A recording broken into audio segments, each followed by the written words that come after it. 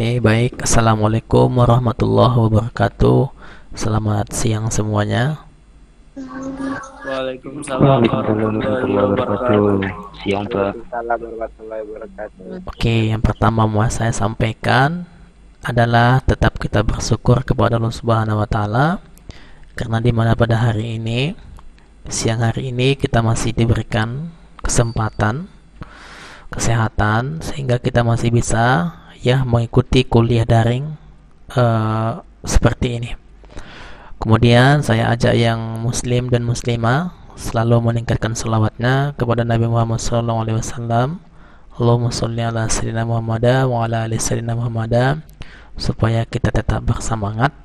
Kemudian saya ajak saudara-saudara kita semua yang ada di kelas ini, tetap kita optimis dan kita yakin kalau misalnya kita berbuat yang baik kemudian untuk kepentingan bersama, maka itu adalah sesuatu kebaikan nanti yang dicatat untuk kita Jadi oleh karena itu tetap optimis dan tetap semangat dalam menjalani kehidupan ini, supaya apa-apa saja nanti yang mau kita kerjakan, apakah sekarang ataupun nanti yang akan datang, ada manfaatnya bagi kita juga bagi saudara-saudara kita atau seluruh warga yang mementingkan apa yang kita buat nantinya. Oke teman-teman semua, materi kita sudah saya post di kelas, yaitu tentang utility computing, ataupun kita lihat di situ adalah sekilas kita ke belakang. Sebenarnya ini adalah tentang web Nah, web itu Anda sudah mengetahuinya, bahkan sudah Anda pelajari di semester sebelumnya.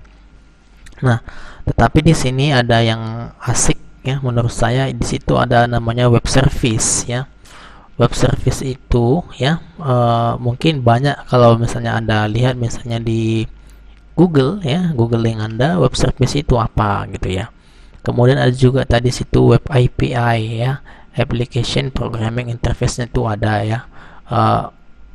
gimana sih kalau misalnya kita membuat sebuah aplikasi menggunakan website gitu kita pakai web misalnya, kemudian di website itu kayak mana supaya nanti bisa dijalankan di Android gitu, apa API-nya gitu apa aplikasi untuk membundle itu sehingga nanti bisa dimasukkan ke dalam sebuah aplikasi, dimasukkan dalam sebuah sistem operasi yang berbeda, misalnya dijalankan di Mac ataupun dijalankan di Android smartphone, ataupun dijalankan di sebuah katakanlah sistem operasi yang berbeda.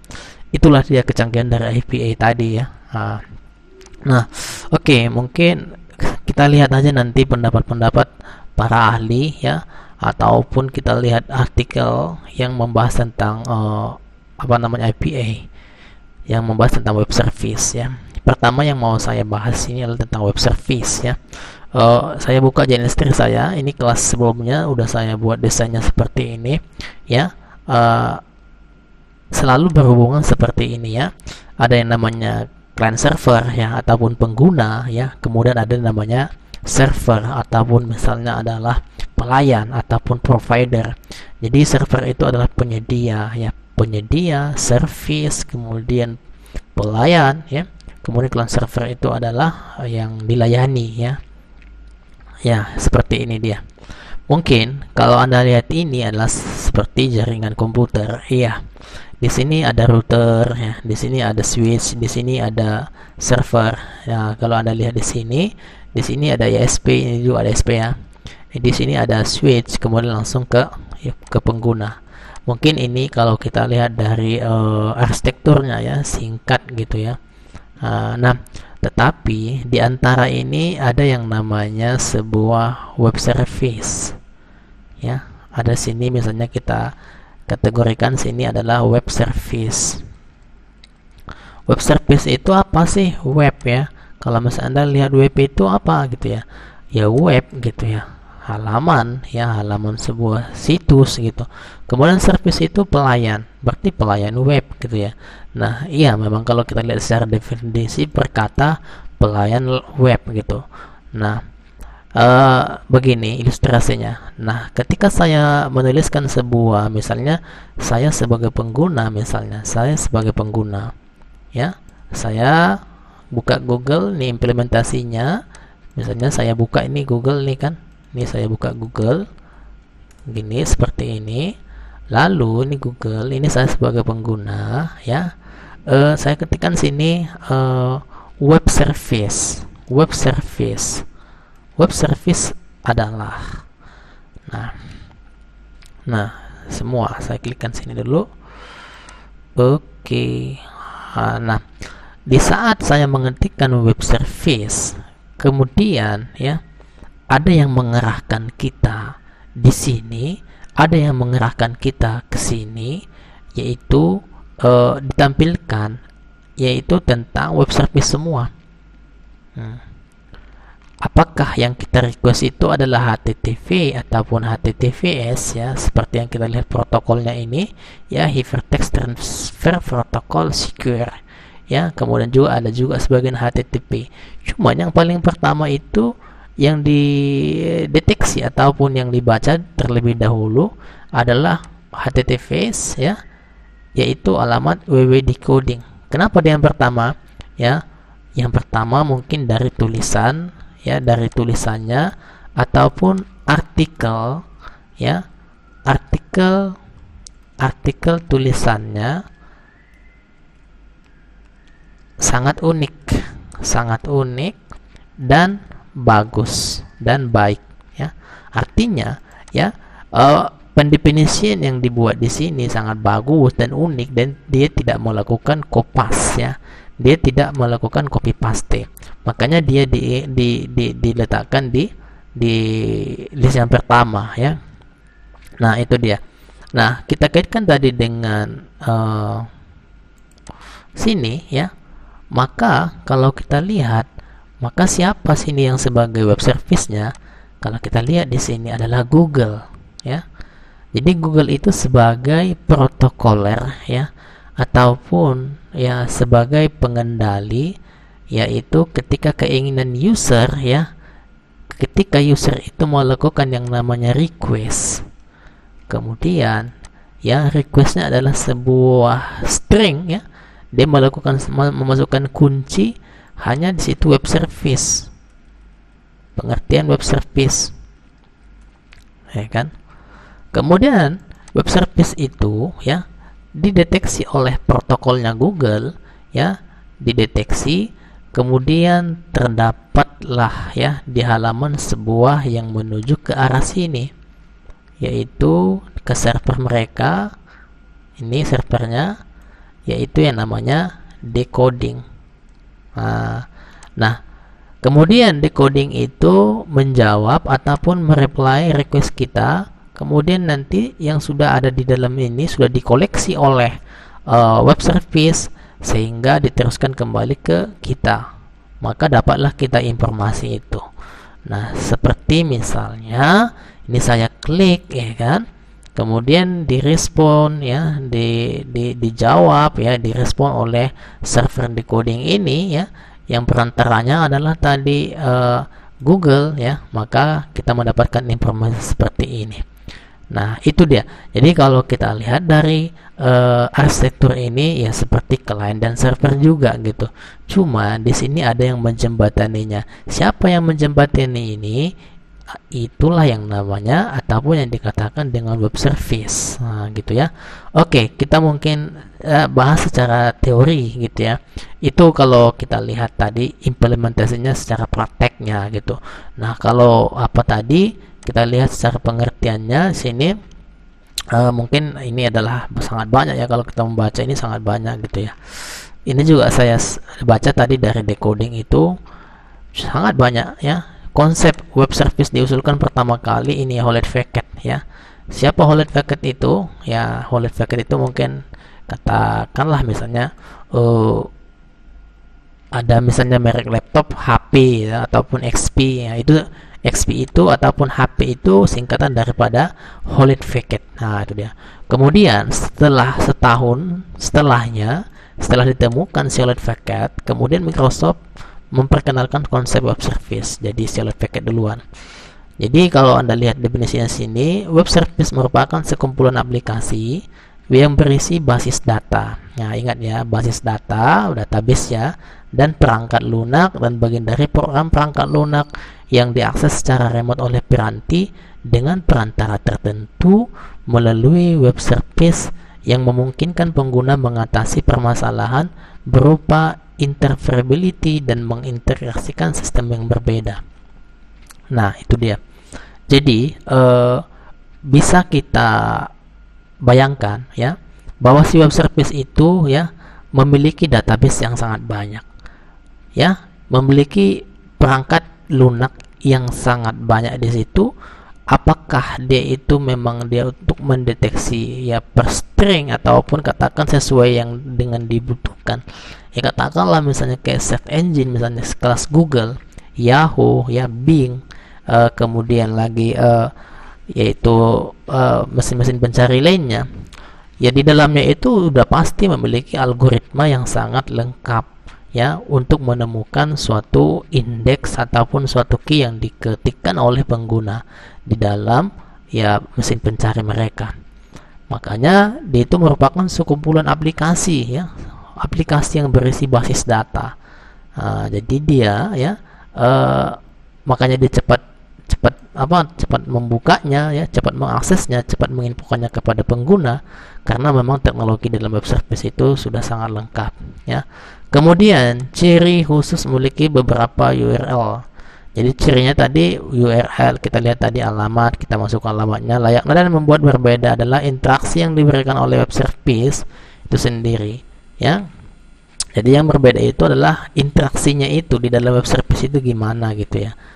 Itu yang kita nggak pahami di dalamnya, bagaimana dia melayani HTTP dan bagaimana dia melayani HTTPS gitu ya. Misalnya website Anda itu dia itu memiliki HTTP gitu ya. Anda bangun website belum lagi menggunakan HTTPS gitu, tapi masih HTTP, masih standar gitu. Nah, ketika diakses kok bisa dibuka gitu ya, yaitu karena ada yang namanya web service diantaranya ya. Ciri khusus memiliki beberapa layaknya web service sendiri ini ya. Your web service mengandung sekumpulan informasi ya. Jadi sini web service mengandung sekumpulan informasi, perintah dan konfigurasi sintaks yang berguna untuk membangun fungsi tertentu dari aplikasi. Jadi itu tadi apa sih isi daripada decoding.com tadi, yaitu berupa informasi. Nah, sementara di dalam web service tadi dia sudah mengkoleksi beberapa di dalam database-nya itu tentang informasi yang berhubungan dengan URL sebelumnya yang pernah sudah dibuka, dia akan sudah tersimpan di situ. Jadi itulah kecanggihan daripada web service salah satunya. Kemudian web service mampu menukar data tanpa memandang sumber database. Jadi web service itu ya mampu dia membuka ya. Apakah misalnya aplikasinya itu dibangun dari PHP atau bahasa Python ataupun misalnya bahasa-bahasa yang lainnya, Ruby misalnya, bahasa JavaScript ya, ataupun database yang berbeda. Kalau misalnya kita lihat sini ini pakai database yang berbeda nggak ini? Kita lihat ya, kita deteksi dulu. Ini stack ya, stack Hadoop ya. Kita cek dulu apakah terdeteksi bahasa pemrogramannya yang digunakan. Database-nya bisa nggak kita cek? Database-nya di sini nggak bisa kita cek ya. Oke, lengkap. Kita buka misalnya di sini adalah oke. Misalnya tadi yang ini adalah decoding. Decoding itu pakai bahasa pemrograman apa? Kita cek reload dulu. Kita coba lihat di sini bahasa PHP ya. Dia bisa buka bahasa PHP. Kemudian CMS yang digunakan adalah WordPress ya. Kemudian operation system, tadi platform yang berbeda juga dikatakan bisa dia mendeteksi ataupun dia bisa membuka informasi apakah ya, misalnya katakanlah kita persempit pengertiannya, apakah misalnya websitenya itu dijalankan di sebuah platform yang berbeda, itu bisa dibuka ataupun difasilitasi oleh web service. Kemudian database-nya juga misalnya ada MySQL, ada Oracle ya, ada misalnya PostgreSQL gitu ya. Kemudian ada juga ya banyak ya macam-macam database, dan itu tidak bermasalahkan oleh web service. Nah, itu dia. Karena itu ya, itulah dikatakan seperti ya, dia sebagai protokolernya. Makanya kita itu sebagai konsumen ya, kita hanya menerima, tapi prosesnya mungkin kita nggak mesti tahu gitu ya. Kita hanya informasi itu didapatkan. Nah, itu dia, mudah kita dapatkan. Selanjutnya apa katanya di sini ya, yaitu interoperabilitas ya. Jadi interoperabilitas itu, web service memberikan layanan berupa koneksi antar aplikasi untuk komunikasi.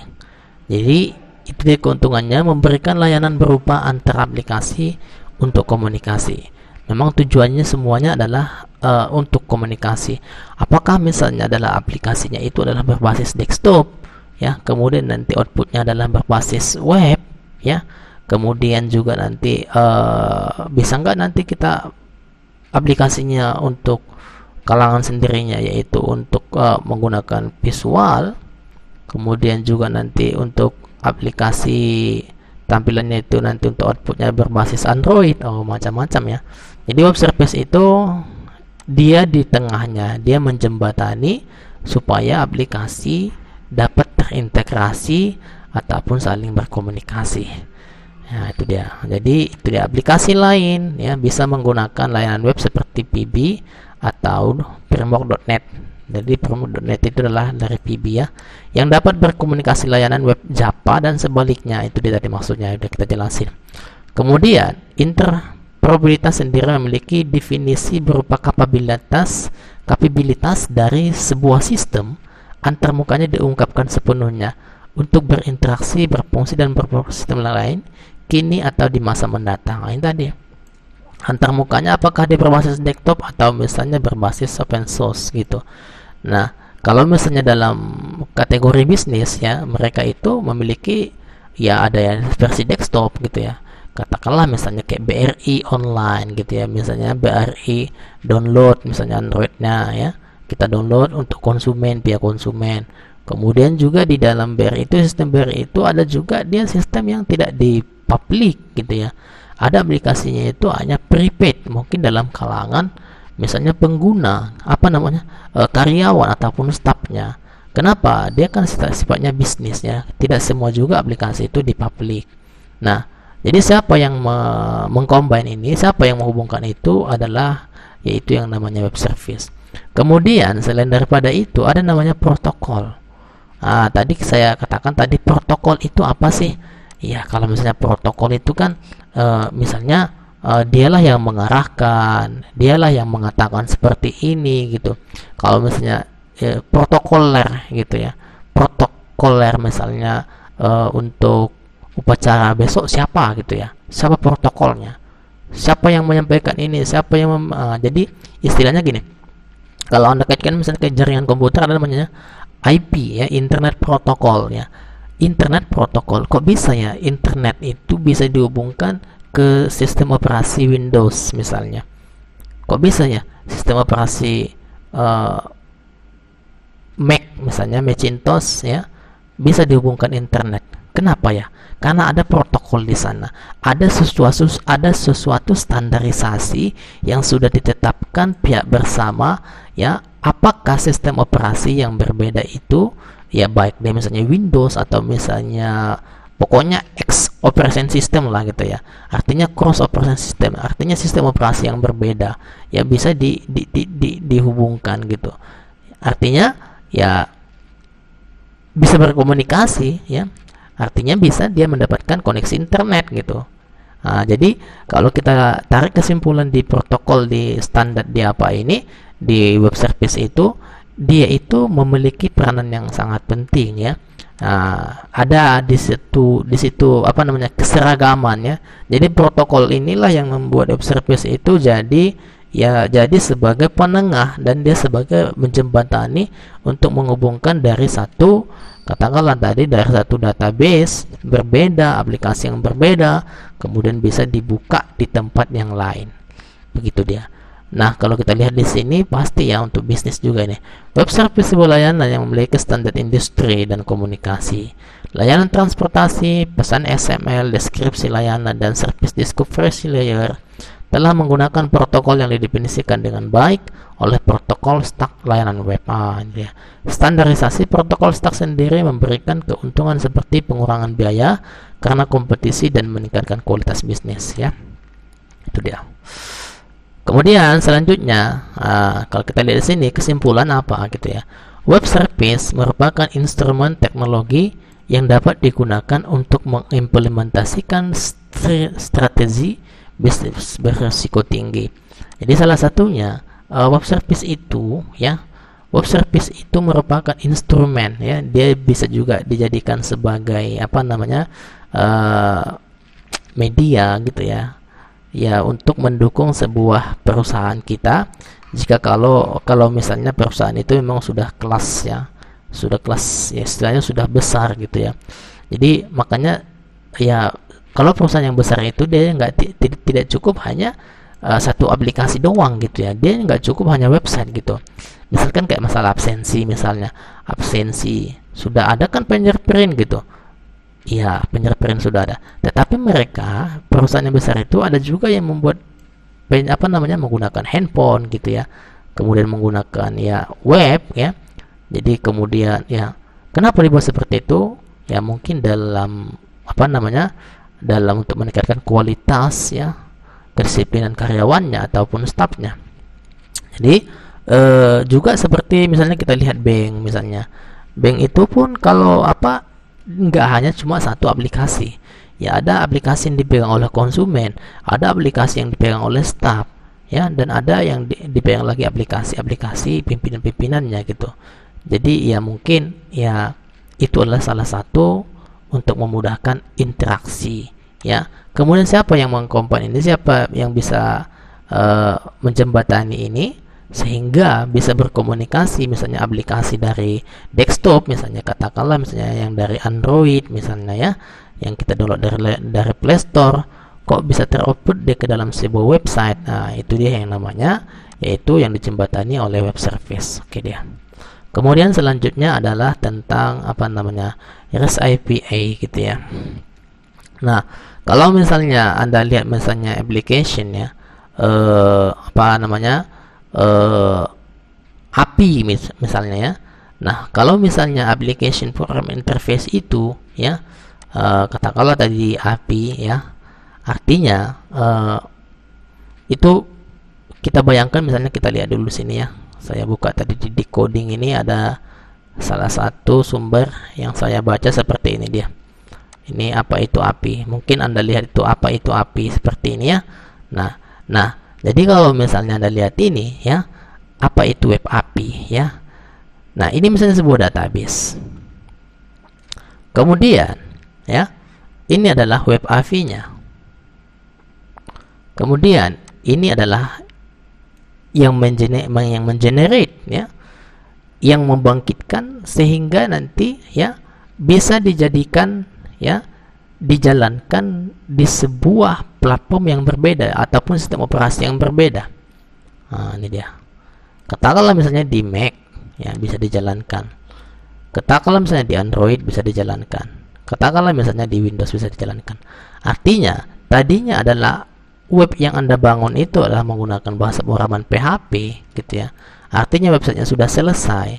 Kemudian karena ada namanya application ya, programming interface ini, artinya karena adanya ya teknologi web API ini ya, website Anda ini tadi bisa Anda jalankan sekarang ini, bisa Anda install ya, yaitu di mana di Android, bisa Anda install di Mac OS, sehingga bisa juga dijalankan, ini sudah pasti ya, di Windows ya. Sehingga apa ya, artinya bisa memudahkan kita ataupun kita sebagai programming ya, bisa seorang menjadi yang full stack. Karena kalau misalnya di website itu ada namanya front end, ini mungkin untuk tampilannya gitu ya. Kemudian ada back end ya, ada back end. Nah, kemudian ada juga yang namanya full stack full stack itu dia menguasai luar dan dalamnya. Kalau front end kan dia kan luarnya kan. Mungkin hanya tampilannya. Gimana sih tampilan ini? Misalnya ini tampilannya website ini misalnya kan. Tampilannya kayak gini. Kayak mana buat tampilan ini, namanya front end.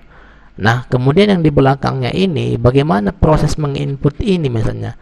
Cara menginput ini kan nggak nampak ini. Berarti ada di sini kan input kan. Nah, input ini kan tidak nampak, itu namanya di dalam. Nah, di dalam itu dikatakanlah namanya orang yang membidangi yang namanya back end. Ya kan? Back end.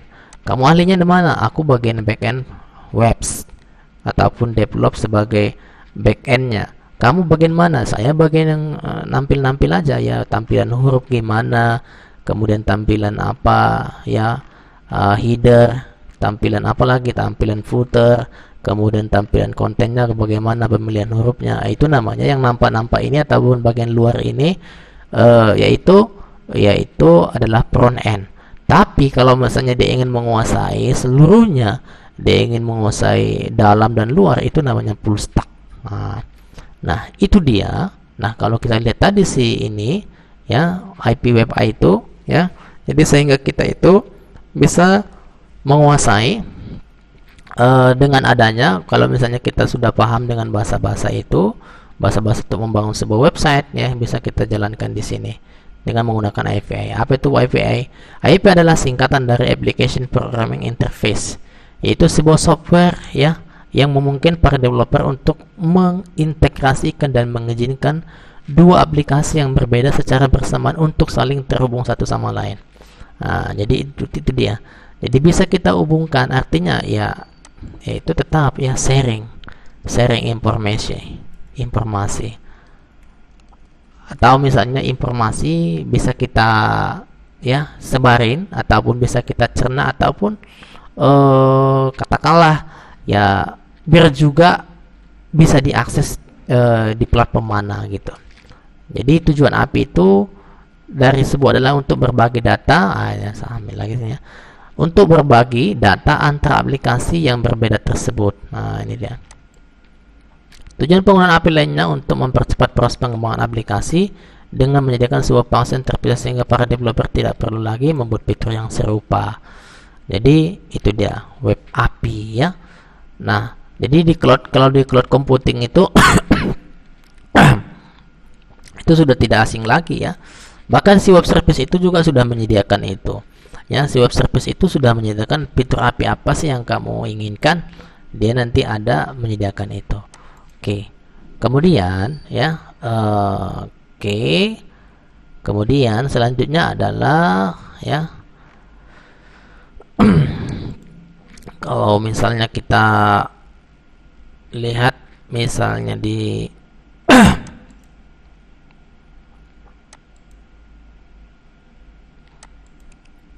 web API, saya contohkan dulu sini ya.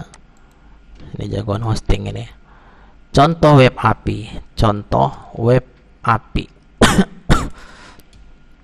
Contoh web API adalah REST API ya, REST API.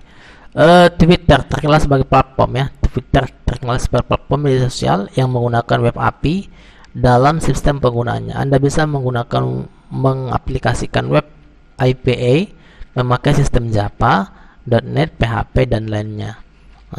Jadi ini ada juga ya contoh web API ya. Jadi terkenal sebagai platform media Twitter ya, sebagai platform media sosial yang menggunakan web API dan sistem penggunaannya dan bisa mengaplikasikan web API memakai sistem Java, .NET ya, .NET ini framework ya, .NET kemudian PHP ya, dan lain sebagainya. Nah, jadi gimana ya saya nyontohkannya ya. Misalnya saya buka dulu contoh sini, tutorial belajar dasar web API.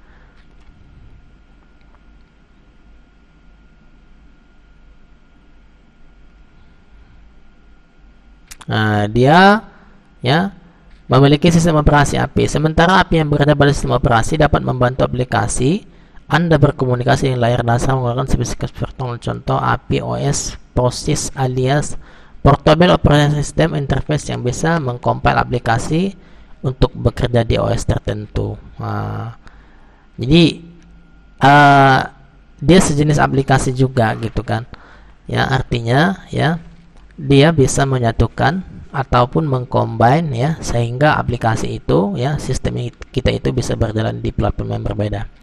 Kemudian library API. Tipe ketiga adalah mengaplikasikan API pada library.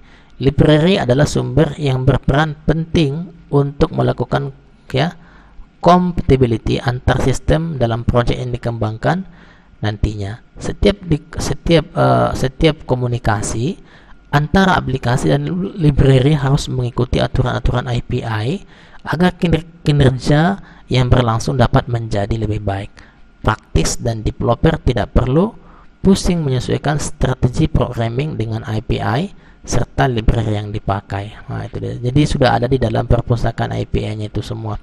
Jadi kita itu nggak mesti lagi, misalnya kita sudah buat website misalnya, kemudian kita juga membuat program untuk Android Studio-nya, misalnya kita membuat kita seorang developer website, kemudian juga kita juga harus bisa juga Android gitu ya.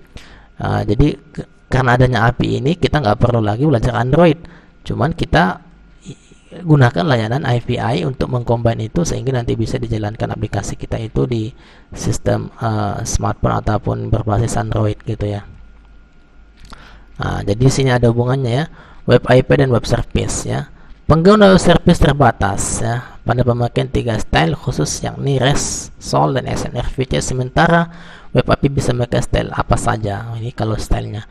Kemudian semua web service pasti memakai API ya. Semua web service pasti memakai API, tetapi tidak semua tipe web API dipakai untuk web service. Ya, web service perlu jaringan tersendiri agar bisa beroperasi. Akan tetapi web API tidak. Web service memfasilitasi dua perangkat harus melalui koneksi, sementara API bisa menghubungkan dua aplikasi berbeda baik atau tanpa koneksi. Nah, jadi ini mungkin sudah Anda bahas ini mungkin di pemrograman web dulu. Kalau misalnya Anda belajar tentang website, mendalami tentang website ya, pasti Anda pelajari tentang web service ya, ataupun web API. Kemudian mempunyai fitur HTTP status kode response exit header ya, mendukung beragam format ini, XML ya, JSON, ini Java ya. Ini biasanya JavaScript annotation ini ya. Jadi ini adalah didukung ya. Biasanya JSON ini sudah banyak digunakan. Jadi JSON itu JavaScript ya. JavaScript annotation itu sebenarnya dia itu inilah salah satu yang membuat kita itu jadinya itu artinya bisa berkomunikasi bahasa yang satu ya kan dengan bahasa yang lainnya, misalnya dari bahasa PHP ke net itu bisa dikombin menggunakan JSON ini, sehingga tidak perlu lagi kita membutuhkan waktu untuk membuat sebuah aplikasi berbasis Android misalnya. Jadi karena adanya misalnya pengembangan dari JSON ini. Kemudian mempunyai metode delete, ini biasanya CRUD ini ya, dilengkapi ini yaitu model viewer, kemudian CRUD ya, MPC ya. MPC itu biasanya konsep untuk yaitu membuat sebuah layanan website itu supaya dia itu terstruktur gitulah ya,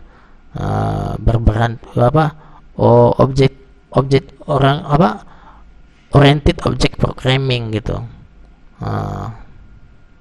Jadi model views controller gitu deh, MPC ya, container ya, mendukung data banyak ini. Oke, bagaimana membuat web API? Wow, ini membuat REST API ya, ini dia. Kalau kita lihat ini representasi API, coba kita lihat dari sini. REST API adalah salah satu arsitektur dalam API dan digunakan untuk melaksanakan komunikasi klien dan server. Sesungguhnya REST sendiri juga merupakan singkatan representasi state transfer. Kemudian sistem REST API mempunyai sejumlah metode HTTP ya. Kemudian umum yang digunakan dalam kinerjanya pada REST server seperti option. Jadi ini dia biasanya untuk di website ada namanya option ya, ada get, ada put, ada post, ada delete ya. Kemudian REST API ini lantas bisa dipanggil oleh satu klien atau lebih dalam pembangunannya. Dokumentasi API akan membutuhkan parameter URL API dan juga metode get dan post. Sementara hasil akhir output API adalah XML dan JSON. Nah, ini nanti ekstensi yang akan didapatkan kalau misalnya sudah kita jadikan nanti REST API ini adalah aplikasi REST API-nya ya. Sudah ya. Ini biasanya langsung, ini biasanya orang itu langsung jualan ini. Oke. Ini dia ada tutorialnya juga. Membuat database pertama dulu, buat dulu database-nya ya. Buat database dan tabel MySQL terlebih dahulu. Buat database baru. Nah, ini langsung ada contohnya. Database, kemudian PHP, kemudian membuat file API seperti ini ya. Ini kalau teorinya. Kemudian kita panggil API. Ini jalan atau belum kita coba ini. Nah, menampilkan buku 5 buku ya. Akhirnya seperti inilah dia. Jadi ya, intinya adalah aplikasi ataupun REST API itu yaitu ekstensinya adalah menggunakan yang namanya menggunakan JSON ya, menggunakan JSON sebagai ekstensinya ketika kita nanti sudah menjalankan REST API di dalam di dalam project kita. Jadi itu dia bagaimana cara membuat web API. Oke dia. Belum saya pernah praktekkan ini kalau yang ini, karena saya nggak pernah membawa mata kuliah website programming web ya. Jadi itu dia. Oke, kemudian yang selanjutnya mungkin kita lihat dulu yang saya post tadi. Oke. Ini tadi udah, yaitu tentang kalau utility ini udah pasti ya, itu kelengkapan softwarenya ataupun infrastrukturnya sudah kita gambarkan tadi di JNS3. Kemudian web service itu sudah kita bahas tadi. Kemudian web API juga sudah ya, application programming interface. Kemudian arsitekturnya juga sudah kita buat tadi, yaitu seperti yang kita gambarkan di JNS3 tadi ya. Mungkin kalau itulah singkatan ya, singkat sih kalau kita lihat daripada gambarannya itu ya. Ada namanya router, ada cloud ya, ada router, kemudian ada switch, kemudian lagi ada ada server ya, kemudian ada yang di sebelahnya adalah klien. Kemudian representasi transparency seperti yang itu tadi, yaitu ujung-ujungnya kita membuat sebuah database, kemudian kita menjalankannya, yaitu nanti yang diterima nanti ada file ya, yang berubah menjadi file tipenya adalah JSON dan XML. Seperti itu dia. Oke, baik. Sampai di sini ada yang mau ditanyakan? Karena mungkin nggak lama-lama ya. Anda pun dalam keadaan sibuk.